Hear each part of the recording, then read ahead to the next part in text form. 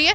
मोदी को आने देने में एक बहुत बड़ा हाथ है कांग्रेस का, क्योंकि वो इतने कमज़ोर हैं, लीडर्स नहीं हैं, अंदर का इतना कॉन्फ्लिक्ट है, इतना गुट बना हुआ है।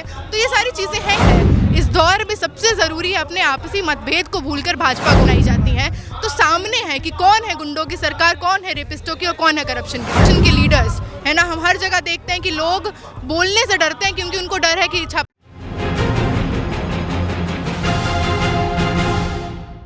राहुल गांधी पहुंचे थे, चर्चा की थी, मुखर्जी नगर पहुंचे, वहां बातचीत की। क्या लगता है कि राहुल गांधी क्या कुछ युवाओं के लिए सोचते हैं? क्योंकि लगातार देखा जाए तो राहुल गांधी की संसद की सदस्यता खत्म कर दी गई, उसके बाद देखा जाए तो संजय सिंह को निलंबित कर दिया गया। यानी कि जो आवाज़ उठाता है उसकी आवाज़ को दबा दिया जाता है, ये विपक्ष का कहना है। विपक्ष कमज़ोर है या फिर तानाशाही मजबूत है?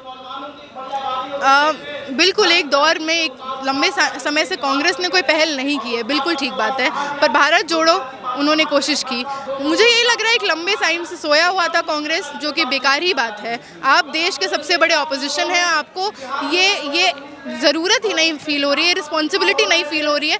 मोदी को आने देने में एक बहुत बड़ा हाथ है कांग्रेस का, क्योंकि वो इतने कमज़ोर हैं, लीडर्स नहीं हैं, अंदर का इतना कॉन्फ्लिक्ट है, इतना गुट बना हुआ है। तो ये सारी चीज़ें हैं ही, पर कांग्रेस के समर्थन में नहीं, पर भाजपा ने जो किया, जिस तरह से सदस्यता रद्द की, जिस तरह से लगातार एक अटैक है, इसमें तो हम साथ हैं, क्योंकि ये लगातार स्टेट रिप्रेशन है, स्टेट का जो ब्रूटल पावर का इस्तेमाल है, जो ब्रूटल अटैक है, तो इसमें तो बिल्कुल उसमें समर्थन। और हम देख रहे हैं इस दौर में इंडिया जैसा एक अपोजिशन का एक अलायंस, जो कि एक बहुत अच्छी पहल है, ज़रूरत है, क्योंकि ज़रूरी है इस दौर में, सबसे ज़रूरी है अपने आपसी मतभेद को भूलकर भाजपा को हराना। इंडिया अलायंस की बात की, लेकिन इंडिया अलायंस को जो यहाँ पर कहा जा रहा है वो ये कहा जा रहा है कि भ्रष्टाचारियों का सम्मेलन है, यानी कि सारे भ्रष्टाचारी एक साथ आ गए। ये देश के प्रधानमंत्री नरेंद्र मोदी खुद कहते हैं। आपको लगता है कि भ्रष्टाचारियों का सम्मेलन है या भ्रष्टाचार को खत्म करने का सम्मेलन है?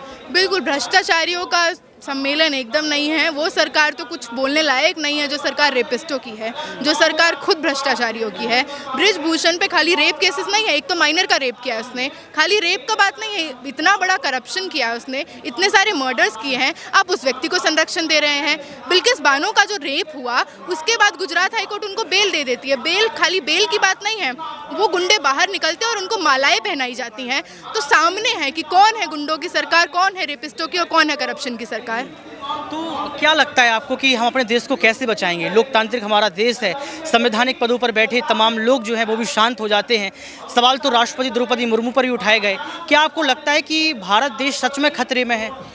बिल्कुल खतरे में है, और भारत की जो बहुत सारा डाइवर्सिटी है भारत में, जिस तरह से आज़ादी का आंदोलन लड़ा गया, उसमें भी एक बहुत सशक्त रूप से युवा थे, है ना। दिल्ली यूनिवर्सिटी, तमाम यूनिवर्सिटी में पढ़ने वाले लोगों ने भागीदारी ली। तो इसी तरह से इस समय की भी ज़रूरत है कि युवा, क्योंकि एक लंबे टाइम से सीए में हमने देखा देश का सबसे बड़ा अगर कोई ऑपोजिशन है युवक है ना। तो इसी तरह से युवा तमाम वंचित तबकों तक जाए, तमाम गांव शहर हर जगह जोड़े और बात करें। मुझे लगता है बात करने की बहुत ज़रूरत है, क्योंकि मिस इन्फॉर्मेशन का दौर है, क्योंकि फेक न्यूज़ का दौर है। तो लोग वही जो देख रहे हैं वही मान रहे हैं। तो बात से पहल की जाए और बिल्कुल एक बड़ा जन आंदोलन खड़ा किया जाए। आपसे रहेगा कि ईडी सीबीआई को लेकर लगातार सवाल खड़े किए जा रहे हैं, ईवीएम को लेकर भी सवाल खड़े किए जा रहे हैं। इन दोनों मसलों को आप कैसे देखते हैं? ये विपक्ष का डर है या फिर सच में आज ईवीएम की बात कर लो, चुनाव आयोग की बात कर लो, या फिर ईडी सीबीआई की बात कर लो, ये कठपुतली बन चुकी है? बिल्कुल कठपुतली बन चुकी है, क्योंकि हर चीज़ कंट्रोल कर रही है भाजपा। जितना पैसा है, आईटी सेल, व्हाट्सएप का जो मैंने बात किया कि जनता तक जो न्यूज़ जा रहा है वो न्यूज़ ही बहुत ट्विस्टेड फॉर्म में जा रहा है। अगर कहीं रेप होता है तो रेपिस्ट अगर मुस्लिम निकल जाता है तो मुस्लिमों को खिलाफ एकदम एक अभियान शुरू हो जाता है। बिल्कुल, और हम देख रहे हैं अपोजिशन के लीडर्स, है ना, हम हर जगह देखते हैं कि लोग बोलने से डरते हैं क्योंकि उनको डर है कि छापा पड़ जाएगा। हम देखते हैं जहाँ चुनाव होते हैं, इनके हाथ में या इनके हाथ में जुडिशरी है, इनके हाथ में बिल्कुल है चुनाव आयोग। तो जो पावर का खेल है सारा, ये हर चीज़ कंट्रोल कर रहे हैं, सारा इंस्टीट्यूशन कंट्रोल कर रहे हैं।